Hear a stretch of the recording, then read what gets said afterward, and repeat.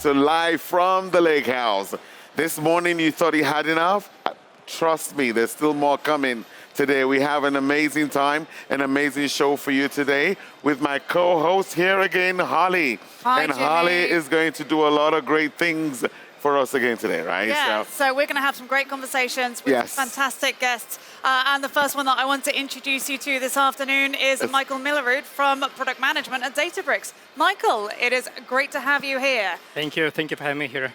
So you've just done a talk about observability and kind of Lakehouse monitoring. Yes. Tell us a little bit more about this, because it is a very serious topic, and it's much anticipated as well. So tell us about it. Yes. So it's actually a tier 1 announcement that they gave yesterday in the keynote. Yeah, so it's in the keynote, yeah. If we look at the slides, I have a couple of slides here. This is just Mateo on the stage announcing Lakehouse monitoring and observability. Nice. Public preview. Nice. So what does that mean? There's a couple of dashboards there, but there's much more. We're actually unifying the operational data plane of Databricks. All of your billing data for cost analytics, all of your audit data, lineage data, who accesses what, who is getting the data from where and where to. Yes. All of that is now available in Lakehouse, and you can use all of the power of Lakehouse to query it. Nice. Would you be able to describe to us how, some of the things you're going to talk about today around observability will integrate with other observability tools, out there, because we want to partner with our partners and don't want to make them feel left out, right? We can do it all, right? Yeah, so the world of observability for Databricks has been pretty fragmented, I would say, up until this year. Yes. You had to scrape APIs, ingest logs, use some kind of open source projects, Overwatch and other things. And it just wasn't great. Right? And the partners are also struggling with this because it's a moving, shifting foundation. So we being the data and AI company, we thought, well, all the data should just be in one place. Yes. And that's Lakehouse. Right? That's where you do all the data and AI. Honestly, I'm so excited for this. So Same here. for years I've been working with Overwatch, and don't get me wrong, it is something that people want, it is something that people need. Yes. But the learning curve, it is a bit steep, and it's not for everyone. And with some of the things that you're talking about, tell us, is it a one-to-one match between what Overwatch does versus kind of the system tables, or is it more, or have we got a staggered release? What are we getting when? So Overwatch is actually a great tool that was built by our field engineering. It inspired the project we call Foresight, which is the system tables as a product. And Overwatch builds tables in the data plane for the customers through API scraping and log ingestion. It's trying to solve a very specific use case, which is cost analytics. Yes. Okay. But it was using what was available, and that wasn't the right cost data necessarily all the time. So it's approximating through audit logs. And so you're not always getting the right results, which can become a problem. With the billing tables we've shipped at public preview that were announced at keynote, you now get the exact same numbers as what will be in your invoice.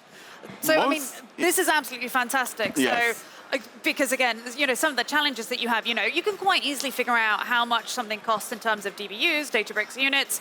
But then, you are just kind of, your average data engineer, like, what is your discount with Microsoft at the moment? They say, I have absolutely no idea.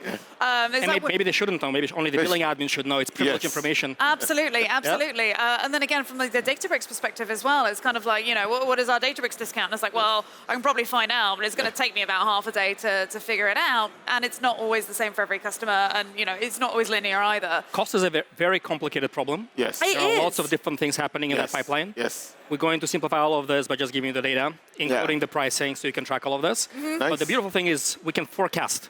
And so one of those dashboards we're actually making available public preview that was announced is looking at 12-month trailing. I can actually show you this as well. Yes.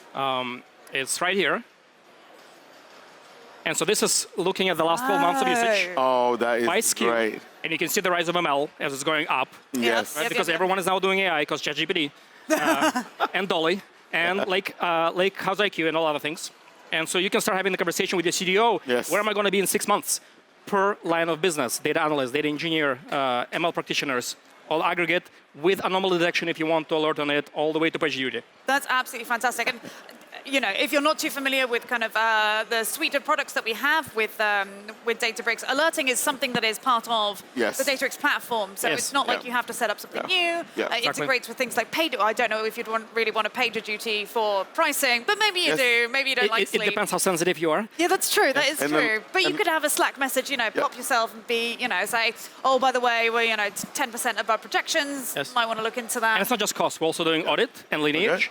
So you can track things like table utility, volume utility. Are you writing to assets that you're not reading from? What does it mean in dollars? right? Yes. All of these questions become very easy. It's all in that dashboard. So wait, on no, the screen. say more about utility. Sorry, this is really exciting. So, I mean, this is fantastic because we do have Lineage. So is it? Yes. Because Lineage has come with Unity Catalog for quite some time now. But is this kind of, is this Lineage but on steroids, or is this like supercharged? Is it?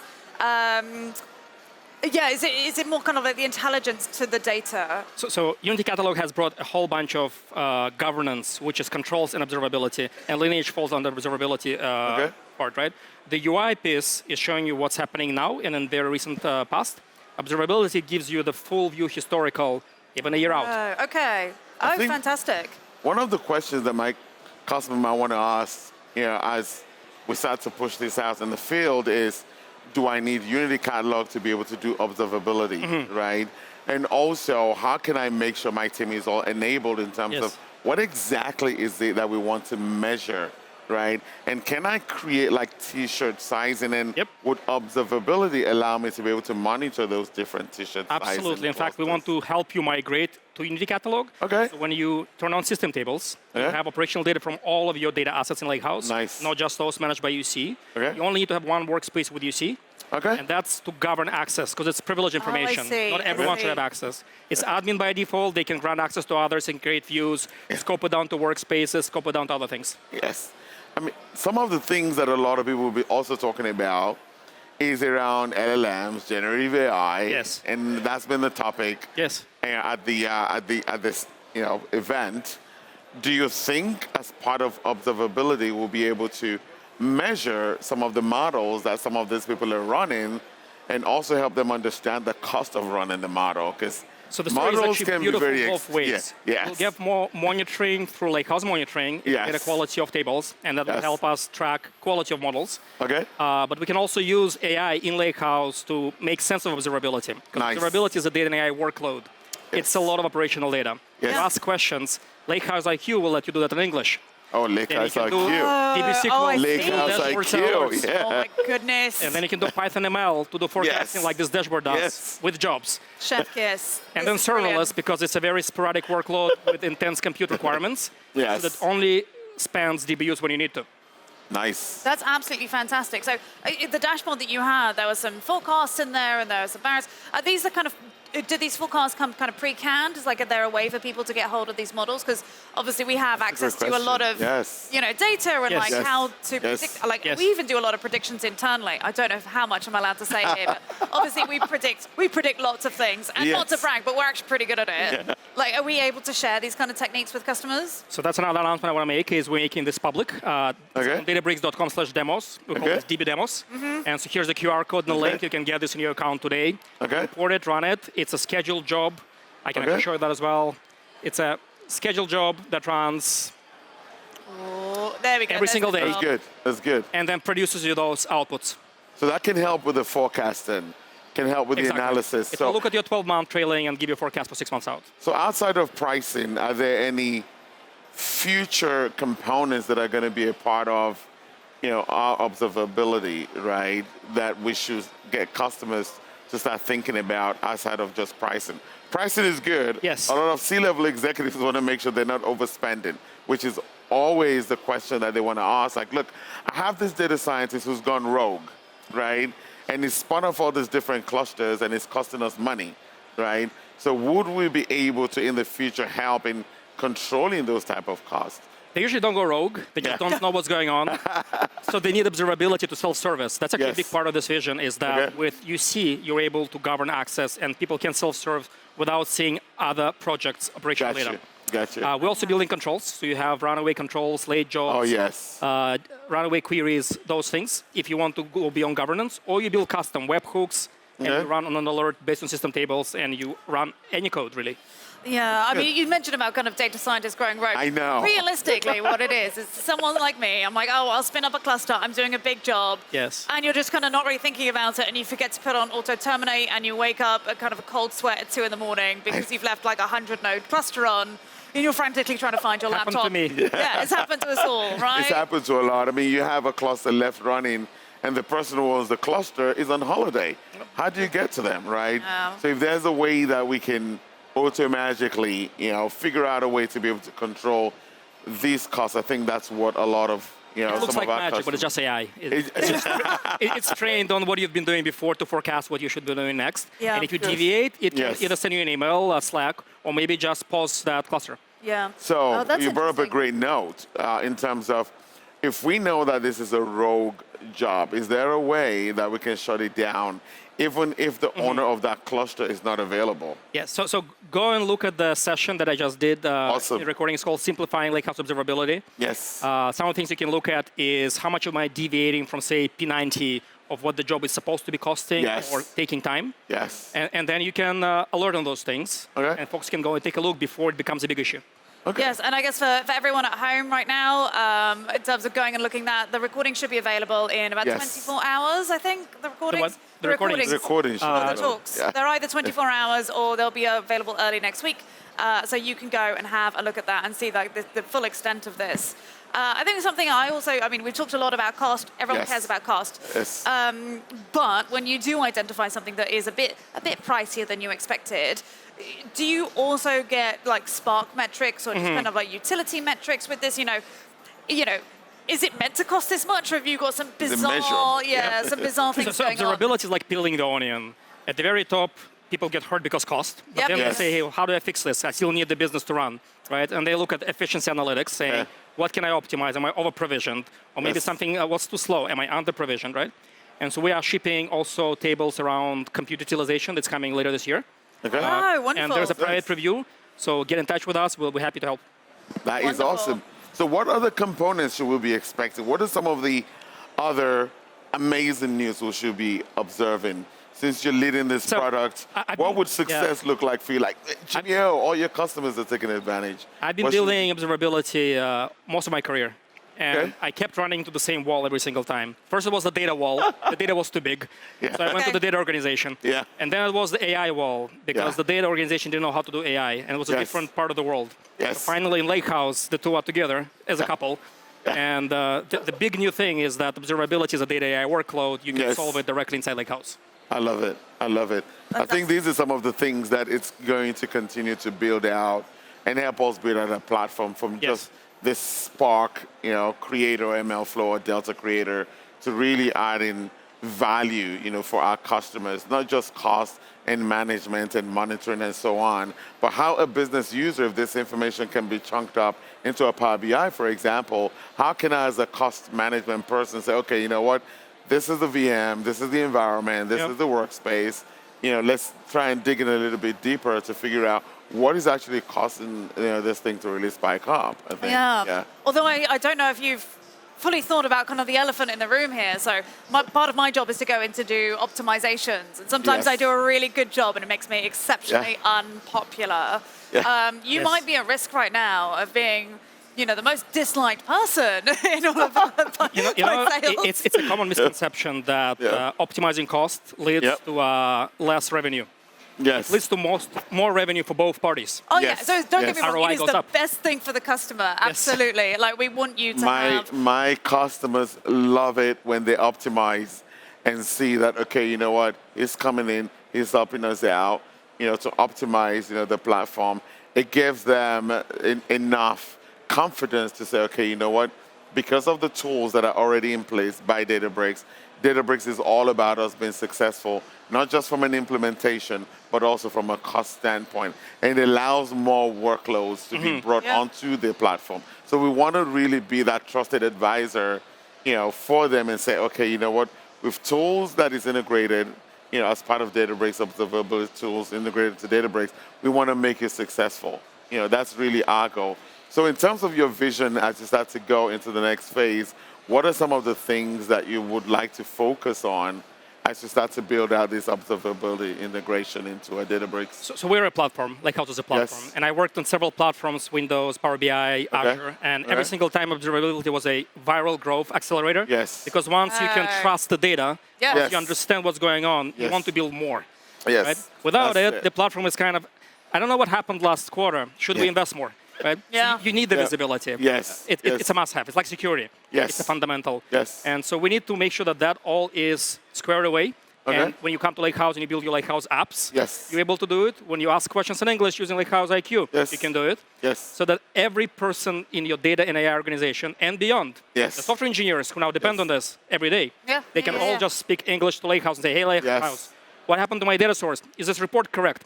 Did anyone break my data sources upstream, etc.? And that's all possible with this. That is absolutely fantastic. I'm really looking forward to this. So, I mean, obviously you spend all day talking to customers. Have you got any kind of snippet, you don't have to mention any names, but any kind of like snippets from, feedback that you've had from customers so far? Any good quotes? So we have some early wins. A couple of them are mentioned in my session, so I can publicly speak about them. Honeywell was struggling trying to do cost analytics and audit analytics. Yep. And they tried Overwatch, they tried partner tools, they tried DIY. They have a big team, and they have a lot of workspaces. It was all a big, big struggle, multiple months. And then they took System Tables private preview in 2 weeks. They said, we have all the answers. Nice. That's it. Wow. Wow, that's amazing. I mean, when you look at Databricks, we're all about collaboration, right? The data scientists, the data engineers, the business analysts. How would observability help in terms of collaboration between all these different personas? Collaboration is crucial for observability because it's a team sport. Thank you. Even if you think about the admin persona, it's the billing admin, the account, the meta store, the catalog. Yes. And the more that we keep creating ML endpoint, and SQL Server endpoint, right? All these and the great features, So the platform is big, and as a result, it needs administration. But then there is also the data analysts and the scientists and the engineers and the newly formed ML practitioner who is somewhere in between. And then the managers, right? Various types of managers. So observability is operational intelligence that every operator cares about. No matter what you do on Lakehouse. And so it has to be collaborative, which means access controls, Unity, and also shareable, dashboards, notebooks. Yeah, I like the concept of ACOs, like access control, because you don't want everybody to also have access to the data as well, right? So when you look at building out access controls, you leverage a Unity catalog for governance, you're doing things around lineage. Would lineage also be a part of observability as well? It is. Awesome. Yeah, because it shows you where's the data coming from, where is it going to, who is reading, who is writing, where to, what from. This is awesome. I'm pretty excited. Me too. Forensics, digital forensics. Yeah. And I mean, the way I think about it is, it's okay to spend a lot of money if you're making a lot of money. If your most expensive pipeline makes that table that absolutely everyone then reads, or like 100 people read from, perfect. Show me a box. When I put $1 and I get $2 out, I'll put more dollars in. Yeah, absolutely. But if you're wasting a load of money and you've got that one niche table that actually requires a handful of GPUs to get working, what is is that really the greatest decision? Exactly. Yes. I have one more question for you in terms of how would the tool then handle scalability? Because now you're talking about huge amount of data sets that you're managing. And just like hundreds of workspaces for some customers as well. Actually, a great question. Because this is why everyone is struggling so much with observability without system tables. Yes. The workload is huge. We call it a workload because it is. Yes. We have to build enterprise-grade pipelines to ingest, retain, store, scrub that data. And so we're serving this through Delta sharing. You can consume it all the usual ways you consume it. And we have an entire team dedicated with pages and SRE. DevOps to make sure it runs. Nice. Oh, that is fantastic. So you also get the reliability as well, and that is a fantastic thing. You know what, Michael? This has been a wonderful conversation. I'm so glad that we got to have you here. I don't know if I was asking these questions on behalf of the audience or myself. Frankly, I was feeling a little selfish. But thank you so much for joining us. Thanks. All right, everyone at home, I hope you enjoyed that as much as we did. And I'm really sorry if you didn't, but I had a great time. I had an amazing time. We did have an amazing time. Okay, but we did mention there, about community and how important community is. And so we do have a little bit of a video for you to check out community at Databricks. Check it out. Hi, I'm Ari Kaplan, Head of Evangelism at Databricks, and one of the best things about Databricks to me is our community. It's the users, the practitioners, learning and collaborating with each other, and just wanted to introduce that we have this online community. The website is community.databricks.com, and as you can see, 90,000 people and growing, everything from how do you get started with Databricks, and as you go along that maturity curve, how do you get started? how do you get implemented, how do you grow, and how do you become a modern data company built on the modern data stack. So it's full of questions, answers. We have product managers on frequently to answer technical questions, but it's really everybody sharing and collaborating their use cases, their learnings, their failures, and their challenges. Welcome back live from the Lake House. It's we just had an amazing time with Michael, but now we're with a legend, and I cannot wait to really hear, from him. I've been following this guy even before I joined Databricks. He's a legend when it comes to Delta. But before we talk about Delta, Holly, do you want to introduce us to this amazing guy? Well, we've just seen a section on community, which I really recommend that you get involved with, by the way. But there has been one person that I know that I associate with the Databricks community who has been driving so much in terms of all the awesome work that is done. And that is Denny Lee. Denny. Denny. Hello. Welcome. It's going to be a fun session. Yeah, it is. We're so happy to have you here. I'm actually checking the clock. I don't know about this. I know. Oh, goodness sake. So, yeah, you're obviously associated with quite a lot of the community. It started with Spark. I think it's safe to say you're very much embedded with Delta. A little bit, yes. A little bit. You are wearing a Delta t-shirt. I'm wearing a Delta Rust t-shirt, so that should clue you in a little bit. Yeah. But you also wrote a book on Delta as well. Well, actually, wrote the book on learning, a co-author. Yes. I don't want to mess up my co-authors. Yes. On learning Spark the second edition, and we currently have a book, a Delta Lake Definitive Guide, that is currently out, where I'm a co-author. I have other really good people. I don't want to just go ahead. I like that. I like that. Yeah, so you're in an interesting position because we've got the open source stuff that's going on at the moment. I think we've got new versions of Spark and Delta and things coming out all the time. Correct. But we've also got all this hot, sexy LLM stuff that's going on at the moment. Yes, that's right. So how are we marrying the two? It's schmexy. So now, the reason she wanted to lead on to that particular question is because I believe there was a keynote earlier this morning with Renal Shin, which Alison Wang did a wonderful one for demo. I want to call her out. Demo. Excellent demo. I saw that Where demo, she showed basically the ability to go ahead and run Spark queries, except you actually write actual English words. So I want to have a windowing function. I don't have to Google to find out exactly what are the 20 lines that I need to go do that. All right, I can actually do windowing functions by just simply writing simple English. And honestly, where we're coming from both an open source perspective as well as a just LM schmexy perspective, is that can we build systems that can leverage LLMs to make it easier? To make it easier and accessible. So Spark, one of the great things about Spark is that we built data frames first. After we did RDDs, which everybody was like, I don't know what you're doing. Right. Then we built data frames to make things a little bit easier. Then we added Python. Then we added SQL. We made things easier for people to use. This is a natural extension. And in the case of Spark LLMs, and go to pyspark.ai, by the way, that's where the GitHub repo is. Awesome. Right?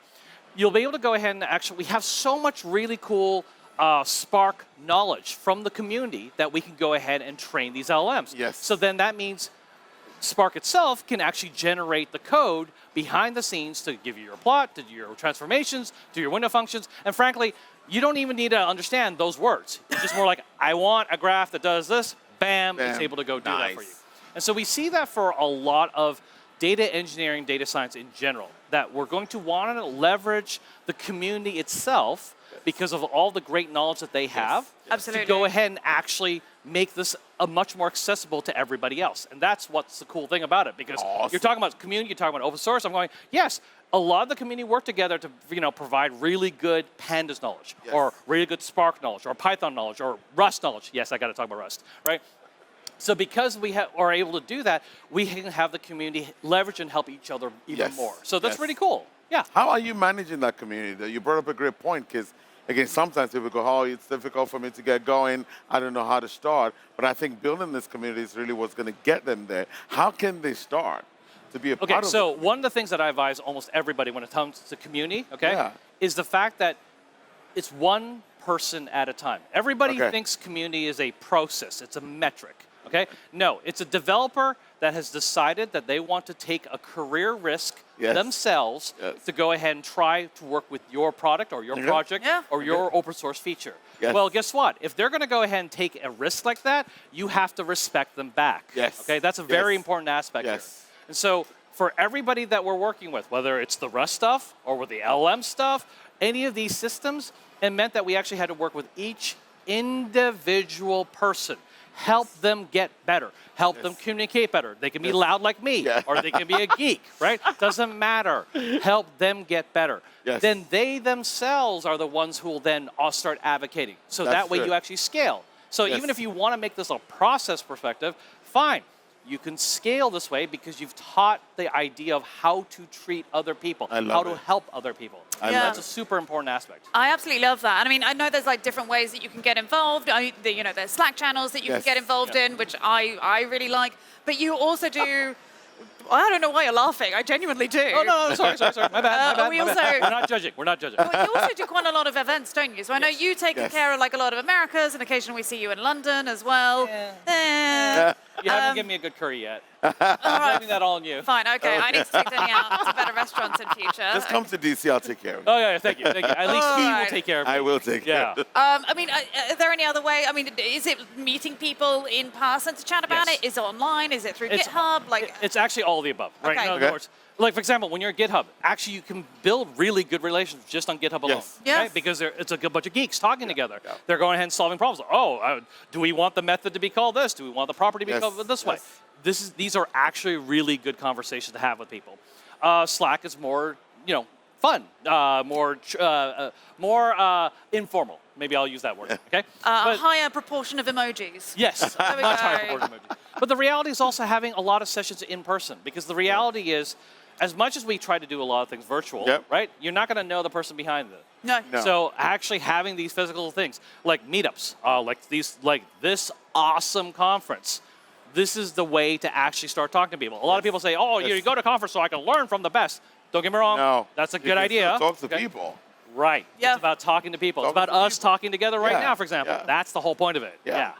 I mean, community is all about, communication and feeling free that you can talk to anyone without feeling judged, right? Right. So no, because that's the whole point. It's a safe place. I mean, even though there's 10,000 people here, it's safe for us to go ahead and have these conversations, right? Yes. I will go up to a Go person and we will debate Go and Rust. That's cool. Yes.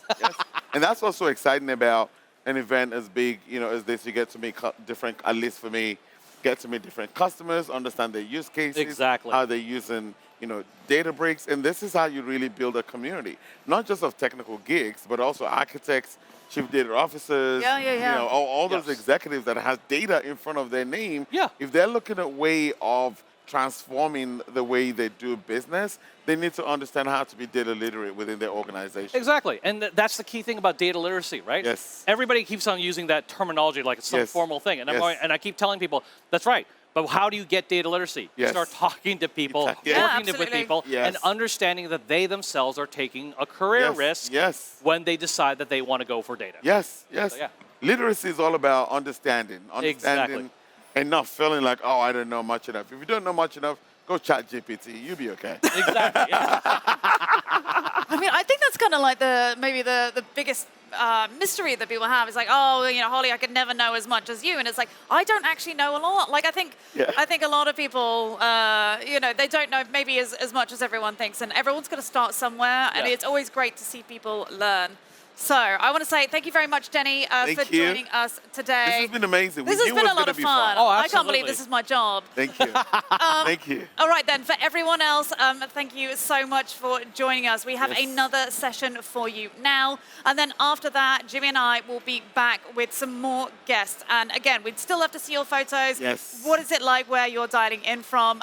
Please use that hashtag live from the Lakehouse. And we will see you after this session. Take a screenshot. Right, bye.